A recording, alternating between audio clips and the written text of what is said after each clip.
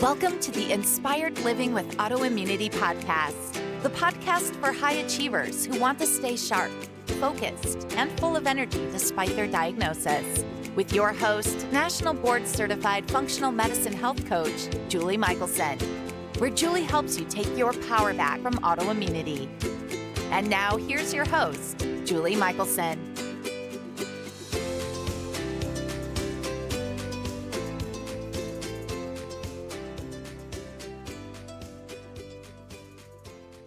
Welcome back to the Inspired Living with Autoimmunity podcast. I'm your host, Julie Michelson, and today we are joined by Dr. Miles Nichols, founder of the Medicine with Heart Functional Medicine Clinic in Colorado. Dr. Miles specializes in Lyme, mold illness, gut, thyroid, and autoimmunity. In today's conversation, we're talking about various elevated autoantibodies and how they can affect different areas of the body, including the brain, and how we can take steps to address the triggers and reduce those antibodies to feel better. Dr. Miles connects the dots between autoimmunity and mental health challenges, and the connection may surprise you. He also underscores how important it is to consider our relation to what we do to heal and not just the external steps we take. Dr. Miles, welcome to the podcast. Thank you so much for having me. I am so excited for our conversation, and I'd love to start by having you share your personal health journey with listeners, because I always feel there's so much value there. Yeah, happy to. I, growing up, had a father who was a doctor who really was an inspiration because not only was he doing medical work, he was into public health. He taught at the public health school, and then he became interested in trying to make bigger change in the world. So he decided to become a state legislator. He tried and lost and tried again until he won. It took a few rounds. But good for him. Then he was able to pass some interesting legislation that took tobacco and lottery tax money and put it into a pool and made it available for people who fell below the poverty line, who weren't eligible for health care. He passed many different things that were helping lots of people. And yet, when I was 15, I got a call. I was babysitting for a friend of my sister, and I got a call. It was someone from my family church, and she said, something's happened. You're going to have to leave. Someone's going to come take over for you. Your father's in the hospital. And he had passed on suddenly and unexpectedly from a heart attack. And that just threw me for a loop because I didn't see it coming. And he had top-notch medical training. He had medical school at Stanford. He had a master's in public health from Harvard. He had the top of the education in health, and yet he had passed on at 64. And that really threw me for a loop at the time. I didn't know. One, I had to deal with my own grief around that experience, and I started to learn about mindfulness, and I started to learn about stress management. And I realized these things aren't taught in medical school. And then I started to struggle with my own health issues a few years later. In early 20s, I was struggling with chronic fatigue and lots of brain fog. And I was struggling to even get through school. And I got called into the principal's office, and she said, something's going on.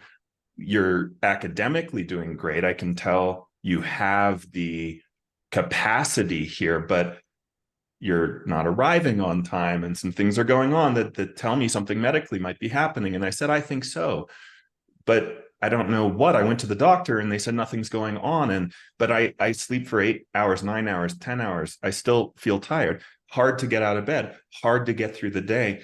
And she said, I think something's going on. And I said, you know what? You're right. I need to figure this out. So I took me on a journey. I started to do some practices, meditation, mindfulness practices, movement practices. Those helped a lot. And then I started figuring out some of the functional medicine piece and got some mentors. And I started doing some lab testing for some things that really I realized that even though my doctor had said everything was normal at the time, my thyroid markers were a little bit high normal, actually. And when I discovered that high normal, that out of the optimal range, but within the conventional range, I started to get really, really interested and curious in, I wonder about this optimal function versus disease process. And I started to get really, really passionate about what is optimal function? How do we look at prevention? And how do we look at chronic debilitating things like chronic fatigue, brain fog? And it led me on a journey. And that journey led to discovering that I had autoantibodies against cells in my stomach. And no one had talked about that. And I had to figure that out through doing a lot of self-research and looking into research studies and seeing that 20 to 40% of people with thyroid issues had these autoantibodies, and then just, I wonder if I do, and testing them and finding out that, oh, I did. And then I had to research, well, how do I treat that? And then started treating that. And then I felt tremendously better. And then I found that I had these chronic infections. I had Babesia, Bartonella, these tick-borne infections. And I grew up in Arizona. It wasn't a thing. I didn't have that as an awareness. But later, just a few years ago, I found out there was a tick problem in the dog yard. And they had, as a kid, they had to go between some times of having a dog. My parents said, oh, we couldn't have a dog for a while because of a tick problem. And it starts to become clear over time. And I start to think back to the allergies, the eczema that I had, the things that as a little kid that I didn't think much of at the time, and that now I'm starting to piece together the puzzle. And then I was living in a moldy environment, and I tested and had the multi-susceptible gene, which is one of the worst genes for accumulating toxin from mold, creating a chronic inflammatory response. And I had to get out of that house, and I had to do that whole treatment and figure that out for myself. And so after all of that, and there's others, but I'll just leave it there. It's enough. I decided this was really hard for me, and it took lots and lots of years to do this and figure this all out. And I want to help other people to do it quicker and have a more streamlined, systematic, step-by-step approach. And so that's why I've created the clinic that I've created, the Practitioner Training Institute, because I want to help people to be able to move through these kinds of chronic, sometimes mystery illnesses with a little more grace and ease than I had in my journey. Amen. That's why we do what we do, right? And I'm always grateful that we've all been able to, many of us, piece together, even though it may have taken, years and years and years, and we know now we can streamline it, as you said. We have so many parallels to our story, but let's tie in. Well, I'm fascinated now. I'm going to shift from what I thought we were going to talk about. Let's talk about those autoantibodies to the stomach. Share a little. This isn't something anyone's talked about yet on the podcast. Yes, there are these cells called parietal cells. And parietal cells in the stomach make stomach acid. And they also make something called intrinsic factor.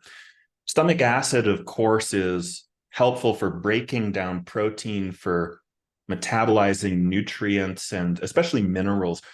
And so people who have stomach acid issues often have issues digesting protein, like meat might feel heavy in the stomach, or it might be that mineral levels are chronically low, or there's maybe an iron deficiency or anemia or other things where stomach acid is an issue. And other people get acid reflux when stomach acid is an issue. And parietal cells are what make stomach acid. So there are autoantibodies against these cells. And because these cells also make intrinsic factor is responsible for metabolizing vitamin B12.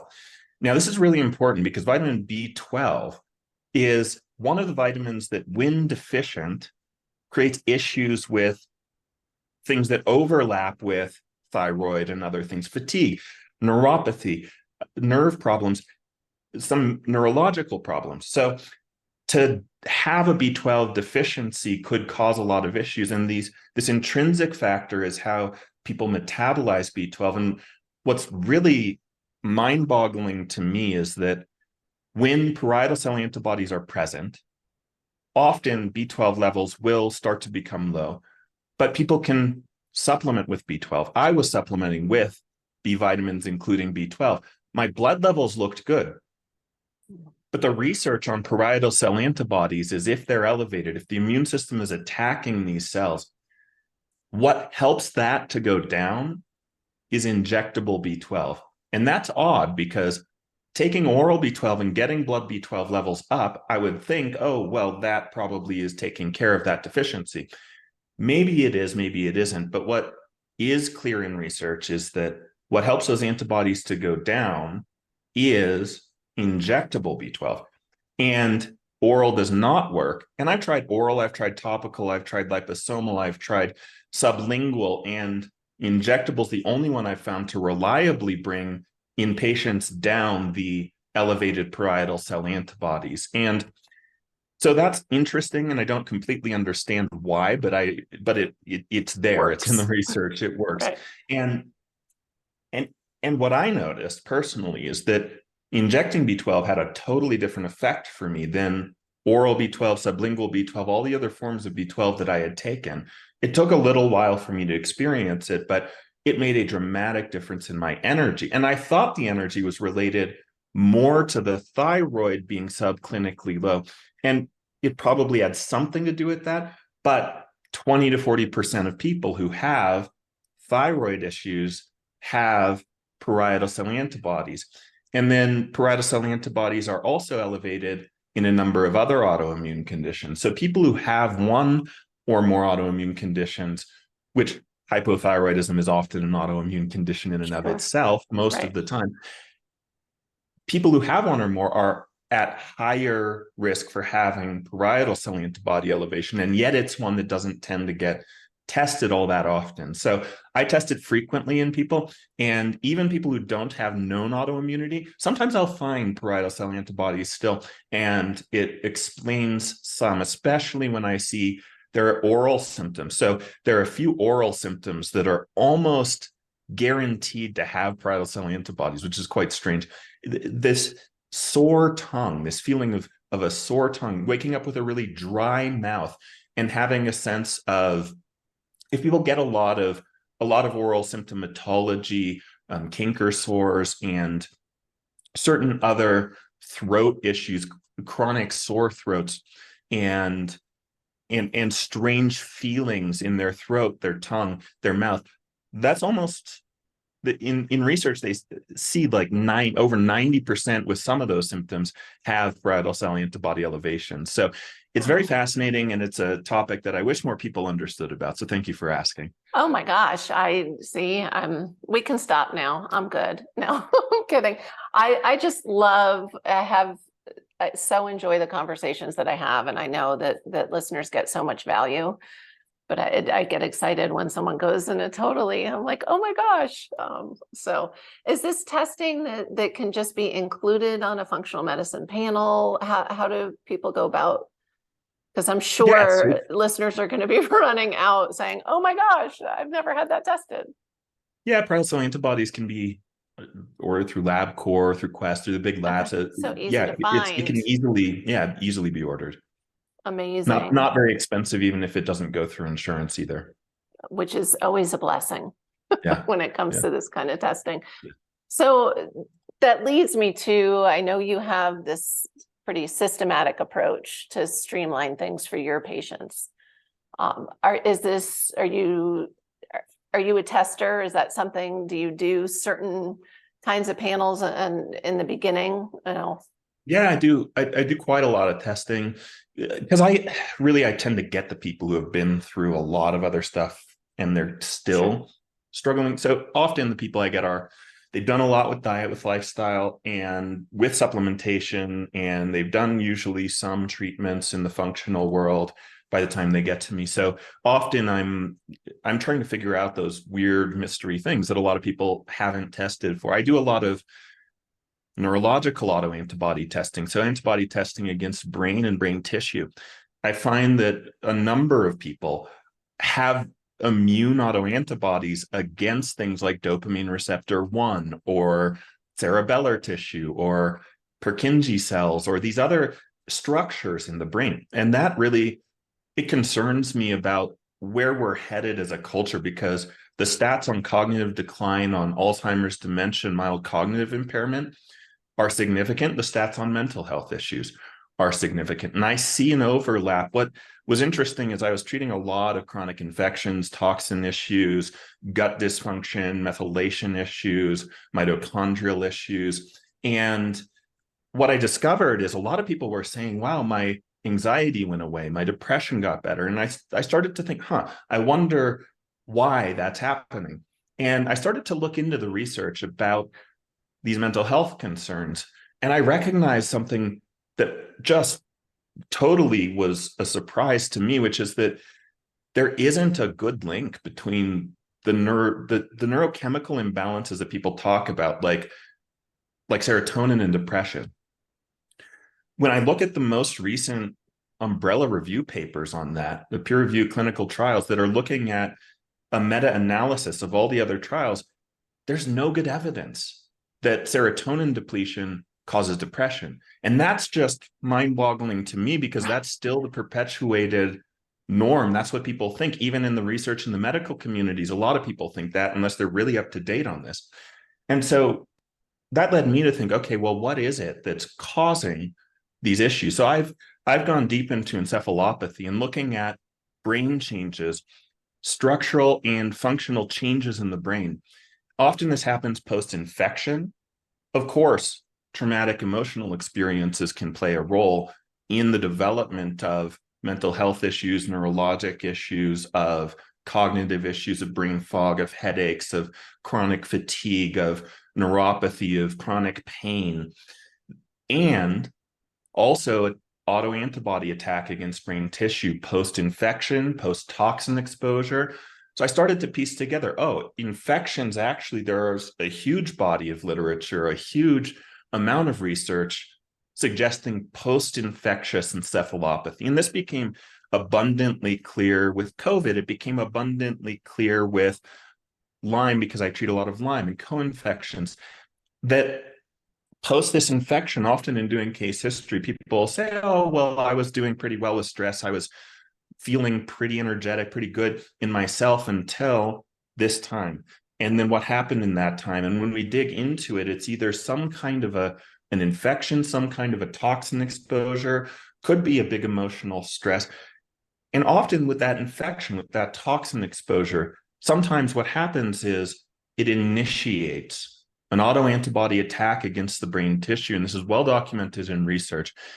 It started with pediatrics and looking at children and finding that some children had significant behavioral changes after getting strep throat. And what was discovered is that streptococcal bacteria can actually have this ability to trigger an autoimmune response against brain tissue.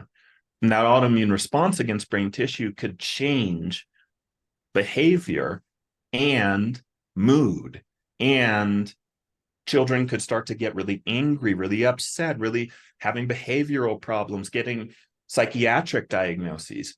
And yet the root of it has been discovered in many cases, not every case, but in many cases, to be a post-infectious autoantibody response against brain tissue. So infections or toxins can trigger this autoantibody response against brain tissue. And then there's also a lot of gut dysfunction that can cause this autoantibody response against brain tissue. So part of the testing that I do are looking for those antibodies against brain tissue, looking for other autoantibodies in the body, as well as looking for what's hormone function like, what's gut function like, is there any gut dysfunction, what's cellular function methylation like, what's mitochondrial function like. And doing that kind of a broad spectrum of testing in the beginning give a nice picture, because what I have found is that a lot of people, when they're doing one thing, like a lot of people come for Lyme and they want Lyme treated, and if I just treat Lyme, I don't see great results. Usually with treating it's never Lyme, just Lyme. Yeah, you need to address the gut, mitochondria, methylation, toxins. It's a bigger picture. And so I do a long answer, but I do a battery of testing in the beginning to look for a variety of things, to paint a picture and look for patterns. And that painting a picture and looking for patterns gives a few markers that can be tracking markers that we can retest along the way to help to evaluate and gauge progress in treatment, together with how people are feeling, of course. Yeah, but it's always nice to see that data too. Absolutely. For sure. So because we're not a doom and gloom podcast, I'm assuming that, even if you identify these antibodies, again, by treating the whole person, we get to correct some of this, because we hear all the time, and you see it all the time, anybody with chronic illness, it kind of goes hand in hand with, okay, that can lead to anxiety, that can lead to depression. And so it sounds like, though, by treating the whole person, we can turn things around. Yeah, absolutely. So if I test autoantibodies for someone against brain tissue and I see elevations, let's say in 3 or 4 of those, often we'll treat something like an infection, and then we'll retest those brain autoantibodies, and many of them have gone down. Sometimes all of them have gone down. And oftentimes they can all become in normal range, or many of them can become in normal range, as if the immune system has downregulated its response against that brain tissue. And the idea is there's what's called a cross-reactivity, where the infectious load, the immune system's trying to attack the infection. It just so happens that, and there's studies on this. So there's a study on Lyme, for example, where the Borrelia burgdorferi bacteria that causes Lyme, there's a segment of the DNA there that looks like thyroid tissue. And that overlap is probably part of where the immune system is confusing and attacking, trying to deal with Borrelia burgdorferi bacteria, and inadvertently also attacking thyroid tissue. And same with some of these brain tissues. So it's likely that the immune system is trying to take care of something legitimate. And if we treat that something in a way that helps to lower the burden, the immune burden, then the immune system can relax that attack against the tissue, because the tissue is cross-reacting with the other pathogenic factor that the immune system was aggravated about. And so what that leads to is that and this is part of the value of the autoantibody testing, is if there are autoantibodies, there's likely 3 components in place. A genetic predisposition, we can't do much about that. Likely some permeability, so blood-brain barrier can become permeable and allow for these antibodies to form. And then also usually a trigger that creates that cross-reactivity and initiates that process. So the genetic predisposition, we can't do much about, but we can do something about the blood-brain barrier issue, and we can do something about the infectious load. And so those are really the targets, is how can we help the blood-brain barrier? How can we help the infectious load, or the food trigger, or the intestinal trigger, or the toxin trigger? But we don't know what trigger it is. So that's where retesting the antibodies comes in, is when we test the antibodies, we make a hypothesis and we do other testing to see, maybe it's this infection, maybe it's this gut issue, maybe it's this toxin. And then we start to treat one or more of those areas, and then we retest the brain autoantibodies. If they're going down, we're on the right track for the right triggers. If they don't go down, or they keep going up, now we have to go back to the drawing board, maybe order more testing, maybe look for other things, maybe start to treat the next layer that we haven't gotten to yet. And that's where we get to be able to do this kind of investigative, interesting process where we're allowing the data to help guide making hypotheses along the way. And when those antibodies come down, knowing we're on the right track. And it's sometimes with chronic illness, it takes a while for people to feel better. So seeing the data change first helps us to know, okay, let's keep going, we're on the right track. And then people can feel better after a little longer sometimes. Yeah, I always say it usually took a while to get to be feeling as badly as they are. And I love I love tracking. I just had the experience of a client I've been working with for a while, who, among other things, had elevated thyroid antibodies, which they were almost completely corrected through lifestyle change and identifying triggers, as you said. And we actually have a lab review today. But she got her most recent labs back, and she's a character, and she tends to, she texted me, "Am I dying?" And her antibodies were back up. Funny enough, so was her A1C. And I said, "Have you been eating anything you shouldn't?" And she said, "Does ice cream count?" And I'm like, "Yep, that would answer both things," right? It's like, but I like for people to understand it's not just, because Julie says the dairy is an issue for the thyroid. Like, now she can actually see, like, wow, I took it out. I was completely corrected. I was, not telling my coach I was eating ice cream again, but look, my labs told on me. And so luckily she's still feeling great, and she can turn it right back around because she knows what to do. But I think that for me, this is a technical conversation, but the biggest takeaway is that when somebody is experiencing any kind of chronic illness, and even maybe when not, we can talk about that too. But if you are dealing with any kind of psychological, emotional, depression, anxiety, don't just discount it. Like I said earlier, with the oh, I can explain it away because of course, I'm struggling with these physical symptoms. I think it's really an exciting area that you're focusing on, and as you mentioned, hugely important with the mental health crisis, the cognitive decline crisis. I mean, this is an exciting area of functional medicine that you're focused on. Yeah, and to your point about not being doom and gloom, there's a lot of hope here. There's a lot of change that we can see. There's not, it's people get afraid when there's immune attack against their own tissue, against their own brain, and rightly so. That's not a good thing. But to be able to have the tools to see it go down, and to be able to also understand that there's also a way in which there's the inner and the outer. Like, it's not all the outer, it's not all just what you do, it's how you relate to what you do too. And that's where in my journey it came in that meditation and movement practices became incredibly important. And I often have conversations about things with patients, like the diagnostic label, and what's a dysfunctional way of relating to that diagnostic label, and what's a functional way of relating to that diagnostic label, and how to perceive stress. Because there are also studies that show that the people who perceive stress as negative and problematic have worse outcomes. Yeah. All-cause mortality goes up. They die more easily from any cause, is what that means.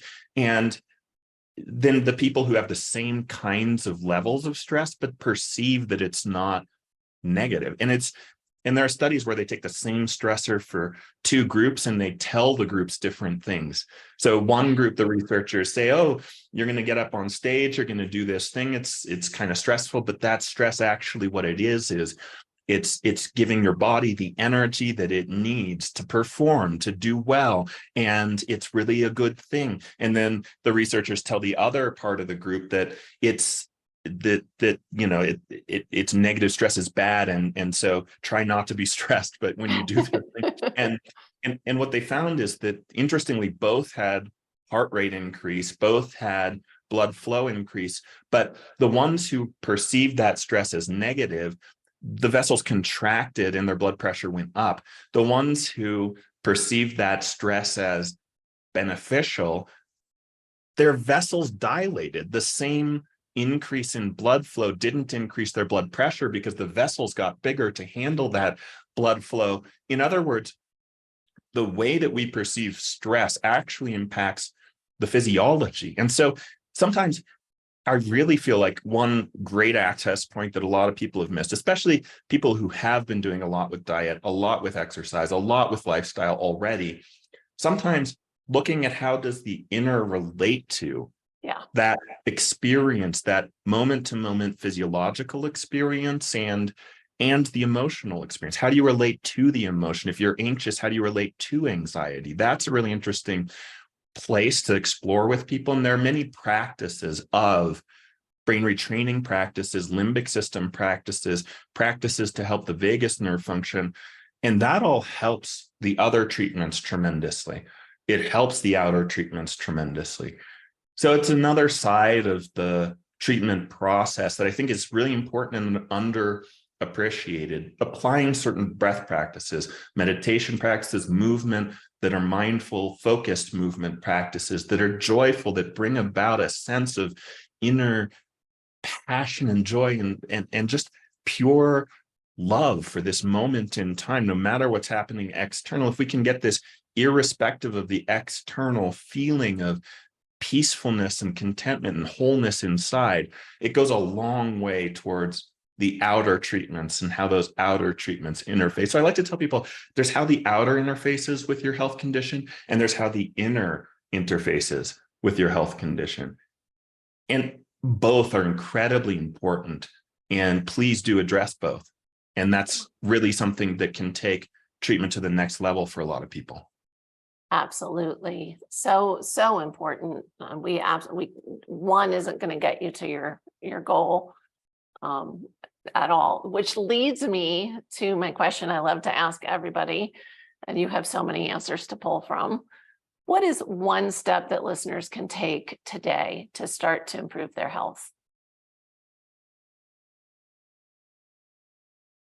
So I would recommend that people take what I call an honest self-assessment. A lot of people are looking for something external to do, and sure, we can talk about that. But they're looking externally for something to do instead of looking internally. And I know a lot of people probably feel exhausted with, I've tried so much and I don't know what's going to help. I feel exhausted by trying so much. And that being said, I think a lot of people, if they were to take a moment to do a real honest self-assessment on what might I be not doing or doing that I know that I probably shouldn't be doing, that if I were to change, that my health may improve, that my mindset may improve, my joyfulness about life may improve.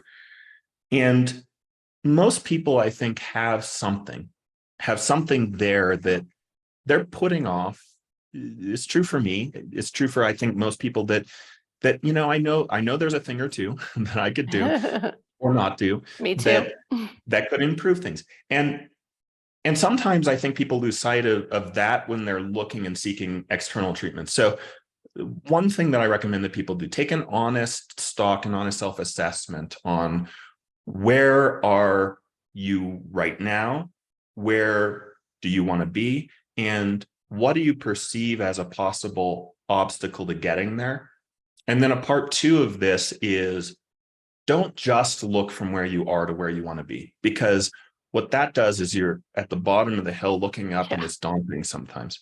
So also take a look back, take a look at where you are.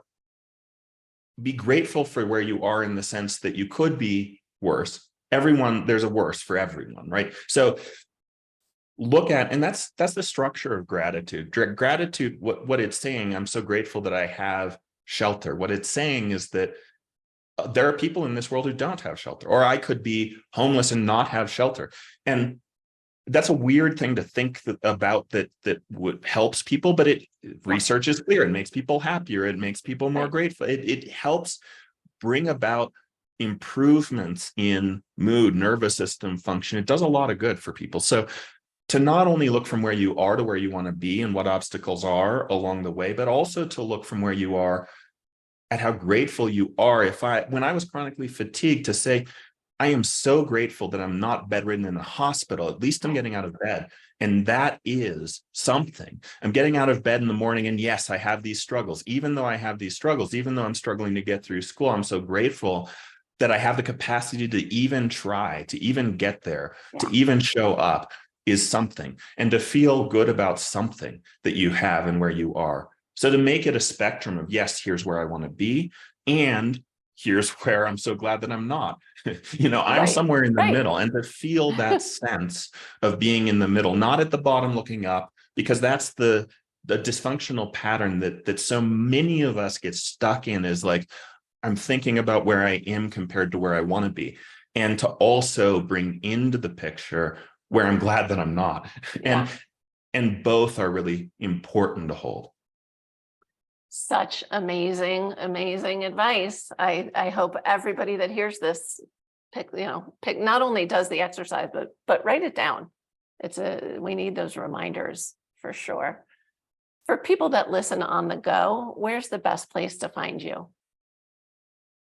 Medicine with Heart is the name of my clinic. So medicinewithheart.com is the best central resource. There's lots of free blog articles there, great information there that people can access. And then if people want to inquire about working with the clinic, they can book a call with a staff member to discuss what that looks like as well. And then for providers or practitioners, I have a practitioner training institute as well. And that's mindbodyfunctionalmedicine.com. So people can, if they're interested in training as a provider or practitioner, go to mindbodyfunctionalmedicine.com. For everyone else, medicinewithheart.com is the best resource. Wonderful. Dr. Miles, thank you so much. You have given us amazing gold today. Thank you so much. I really appreciate you, Julie. For everyone listening, remember you can get the transcripts and show notes by visiting inspiredliving.show. I hope you enjoyed this episode as much as I did. I'll see you next week. Thank you for listening to Julie Michelson's Inspired Living with Autoimmunity. Did you enjoy this episode? Please like, share, and subscribe wherever you listen to podcasts. If you'd like to get a transcript of this and every other episode, just head on over to inspiredliving.show or click on the link in this episode's description. There, you can also find everything we discussed in this episode, including links and information about our guest. You can even send in your questions to be answered by Julie in a future episode. That's inspiredliving.show. Until next time, this is Julie Michelson's Inspired Living with Autoimmunity podcast, helping you take your power back.